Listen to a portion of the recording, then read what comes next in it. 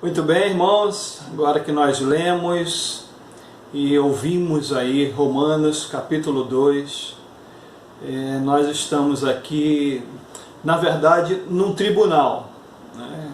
Esses primeiros capítulos de Romanos, eles vão nos colocar, né? O apóstolo Paulo vai colocar todos nós, aqueles irmãos lá da igreja de Roma, eu e você, todos nós estamos num tribunal e é uma espécie de julgamento. Na verdade, é um julgamento que está acontecendo aqui, e isso é algo que vai nos ajudar muito a entender por que nós devemos ter uma vida dedicada ao Senhor aqui, por que as nossas crenças, por que a nossa fé precisa de prática, porque nós seremos julgados por isso. Então nós estamos aqui nos primeiros capítulos de Romanos, e hoje especificamente no capítulo 2, nós estamos aqui assentados no tribunal como réu, né? Eu sou réu aqui, você também é réu, e é claro que o próprio apóstolo Paulo vai dizer aqui lá na frente, vamos ler sobre isso, que nenhuma condenação há para aqueles que estão em Cristo Jesus. Nenhuma condenação, mas nós vamos ser julgados pelas nossas obras. Vamos entrar mais no detalhe aqui na frente, nessa carta tão maravilhosa, e o maior tratado em relação à doutrina, o maior tratado teológico do Novo Testamento, conforme a gente já está vendo aí desde a introdução, que nós aprendemos muito com relação à vida cristã, com relação à nossa fé, com relação ao futuro também. Então chegamos aqui em Romanos capítulo 2, e no verso 1 ao verso 4, como eu estou falando que a gente já está no tribunal, ele vai dizer aqui a respeito do julgamento. Ele vai falar que eles não deveriam julgar ninguém. Por que eles não deveriam julgar ninguém? Na verdade, Paulo aqui está falando, está retumbando, né, uma palavra de Jesus lá no Sermão do Monte: não julgueis. Por que nós não podemos julgar ninguém? Porque nós também não somos inocentes. Porque ninguém é inocente.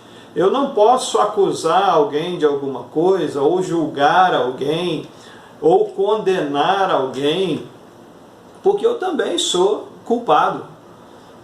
Isso fica muito claro aqui no decorrer dessa carta de Romanos, que todos nós somos culpados. Nós vamos ver isso no capítulo 3 de uma forma muito mais detalhada.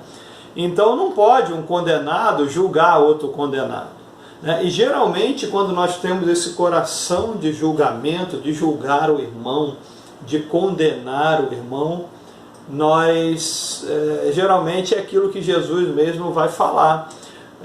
Por que você está querendo tirar o cisco do teu olho enquanto tem um pedaço de pau enorme no teu? Tira do teu primeiro. Então, geralmente, nós temos mais culpa do que aquele irmão que a gente está julgando. Então, ele vai falar aqui, do versículo 1 até o verso 4, que nós não podemos julgar ninguém. Não devemos fazer julgamento. Nós deixamos isso por conta do Senhor. É aquilo que eu falei lá em Timóteo a respeito do julgamento temerário, né? Nós não podemos fazer esse tipo de julgamento. É claro que o Senhor nos dá sempre o entendimento, a prudência, as companhias que nós andamos. A gente não deixa de andar com algumas companhias porque nós julgamos essas pessoas. Não, de forma alguma, né? É porque Deus nos dá discernimento pelo fruto dessas pessoas, pela vida, pelo testemunho. A gente não deve fazer isso, como diz lá no Salmo 1, né? Nós não devemos nos assentar na roda dos escarnecedores. Isso não é julgamento, isso é discernimento. Agora, isso é muito comum quando nós falamos a respeito da salvação de alguém.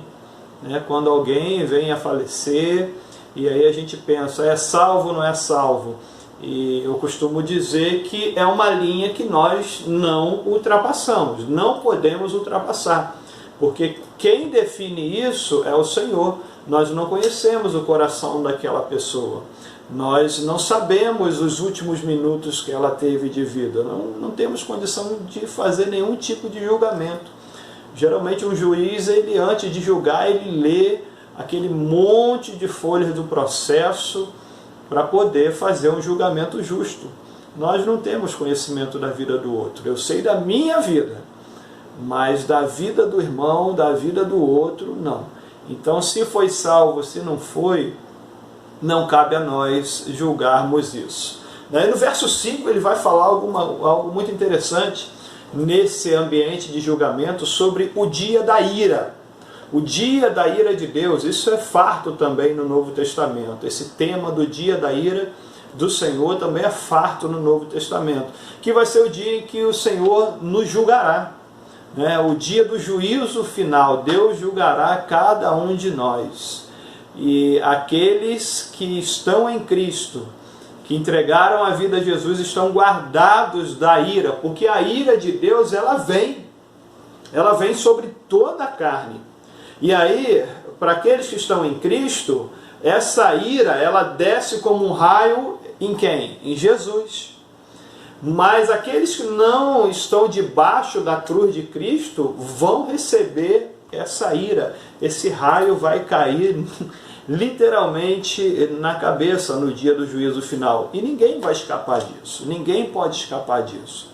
Tem muita gente aí achando que vai escapar do dia da ira do Senhor, do juízo final. Muitos não creem, mas quando chegar o grande dia, não vai ter para onde correr. Todos estarão diante do Senhor ali, uns separados para a ira e outros separados para a vida eterna. É muito importante isso para nós, porque inclusive isso nos ajuda na nossa caminhada aqui. Nós caminhamos aqui olhando para aquilo que nós receberemos lá na frente. Nós receberemos paz, nós receberemos galardão, nós estaremos para sempre na presença do Senhor e, consequentemente, livres do inferno, do sofrimento eterno. Então, ele vai falar sobre isso aqui no capítulo 5, sobre o dia da ira do Senhor. Nós não podemos esquecer desse ponto. O Evangelho de Jesus é um evangelho de amor, sempre de amor. Agora haverá um dia em que o tempo dessa graça vai expirar e Deus julgará cada um de nós. Não fica achando que naquele dia a gente vai poder desenrolar com o Senhor, dar desculpa, porque não haverá mais tempo. O tempo que nós temos é hoje. Então nós precisamos ter a nossa vida em Cristo hoje. Amanhã é um tempo que a gente não tem, correto? Então, do versículo 6 até o versículo 10, ele vai falar das recompensas, para aqueles que estão em Cristo, a vida eterna, aqueles que são obedientes, que ele diz aqui, e para os desobedientes, a ira vai recair sobre eles, cada um segundo as suas obras. Cada um segundo as suas obras. Sejamos nós crentes em Jesus ou não crentes em Jesus, nós seremos julgados pelas nossas obras, por aquilo que fizemos, seremos responsabilizados pelos nossos atos para a vida eterna, e aí não é mérito nosso, é mérito de Jesus na cruz, ou para a ira do Senhor, ou para a perdição eterna. Lá em Mateus capítulo 16, se você for olhar com calma lá em Mateus capítulo 16, a partir do verso 31, você vai ver um pouquinho daquilo que o Senhor espera de nós em relação às obras. Nós somos salvos pela graça do Senhor, não somos salvos pelas obras, mas as nossas obras vão ter um peso muito grande no dia do nosso julgamento, que cada um de nós vai receber a recompensa de acordo com as suas obras. Então o galardão vai ser diferente para cada um, Essa ideia de casarão, de casinha, de coroa com muitas pedras. Não, a Bíblia não entra em detalhes em relação ao galardão, mas cada um de nós será recompensado de acordo com a sua vida, de acordo com a vida que teve. E aí lá em Mateus capítulo 16, do verso 31, você vai ver algumas obras muito importantes, que são fruto, que são consequência da nossa salvação. Quando Jesus vai falar que nós demos pão a quem estava com fome, água a quem estava com sede, roupa para quem estava nu, teto para quem não tinha, visitamos os doentes, visitamos aqueles que estavam presos. E esse tempo que a gente tem vivido é um tempo que nos tem trazido grandes problemas no nosso currículo.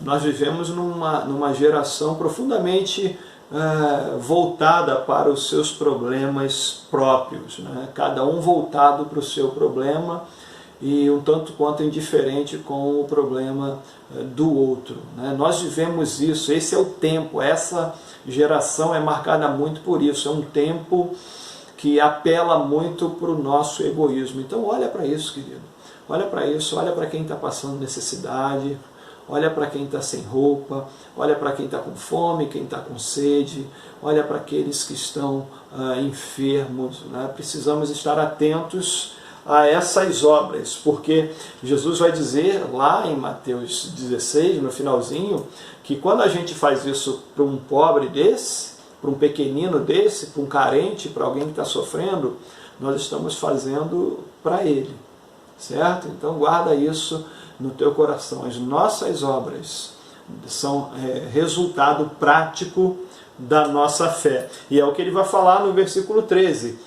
Porque os que ouvem a lei não são justos diante de Deus, mas os que praticam a lei hão de ser justificados. Olha, não adianta você ouvir, você conhecer a palavra. Aqui ele está falando da lei, né, do Antigo Testamento também, mas principalmente de uma consciência para com Deus. Não adianta você ter uma consciência, não adianta você gostar das músicas, não adianta você gostar de estar nas reuniões, né, dos crentes ou com os crentes, se a vida da gente no chão lá, no dia a dia, ela não reflete a nossa fé e o amor que nós temos pelo Senhor. Então não basta ouvir, né, nós devemos praticar. E ele vai continuar falando a respeito do julgamento que nós teremos, que exatamente cada um será julgado de acordo com o conhecimento que tem, com aquilo que ouviu, né? Então, quem não ouviu a palavra vai ser julgado pela consciência, porque Deus se revela na nossa consciência, na nossa ética natural. O ser humano ele tem consciência, conhecendo a Jesus ou não, ele tem consciência em relação ao tratamento com o próximo, em relação a fazer o bem, em relação à violência. Ele pode ver na natureza as grandezas do Senhor, e aqueles que conhecem a palavra serão julgados de acordo com o conhecimento da palavra. Então, para aqueles que conhecem, para aqueles que ouviram falar de Jesus e não tomaram uma decisão, isso é muito perigoso. E para aqueles que tomaram a decisão, mas que não levam isso a sério, isso é mais perigoso ainda, porque nós seremos julgados por aquilo que nós conhecemos. No verso 24, ele vai também trazer algo muito sério aí, que virá sobre nós nesse tribunal. Porque, como está escrito, o nome de Deus é blasfemado entre os gentios por causa de vós. Ele está falando aqui do povo judeu. O nome de Deus é blasfemado por causa dos judeus, lá no meio do povo que não é judeu. O problema aqui, ele está falando em relação aos judeus que conhecem a lei, né? E para nós hoje, que não estamos debaixo da lei, mas estamos debaixo de uma obediência à palavra do Senhor, é que os nossos pecados, eles fazem com que o nome do Senhor seja blasfemado. E a gente vê muito isso aí. Quando alguém fora da igreja diz: eu não vou na igreja por causa de fulano, que faz isso, que faz aquilo. Os pastores, todos os pastores são ladrões e corruptos por causa do pastor fulano, por causa da pastora fulana. Então, o nome do Senhor é blasfemado, é mal falado por causa de vós, né? Então nós precisamos ter cuidado com que as pessoas falam de Deus ou pensam de Deus quando olham para nós. Existem pessoas, na semana passada eu tive com uma irmã, e essa irmã, ela faz uma obra, sabe, espetacular, e é reflexo, né, da vida de Jesus, do compromisso de Jesus, dela com Jesus. Deve ser assim, deve ser assim. O nome de Deus deve ser exaltado pelas nossas obras e pela nossa vida.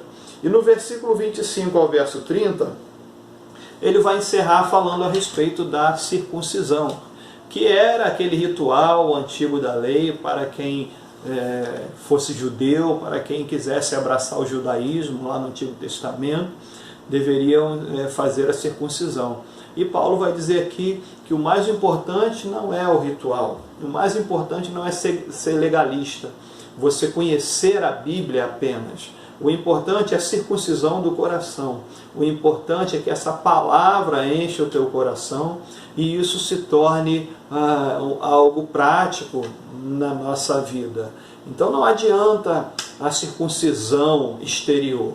O que conta, na verdade, é a circuncisão do coração. A palavra não tem que estar aqui, a palavra tem que estar aqui. Amém, querido? Que Deus te abençoe muito e que nós possamos, né, dar muito fruto, muitas honras ao nome do Senhor com a nossa vida. Deus te abençoe em nome de Jesus e até o capítulo 3, se o Senhor assim nos permitir. Amém.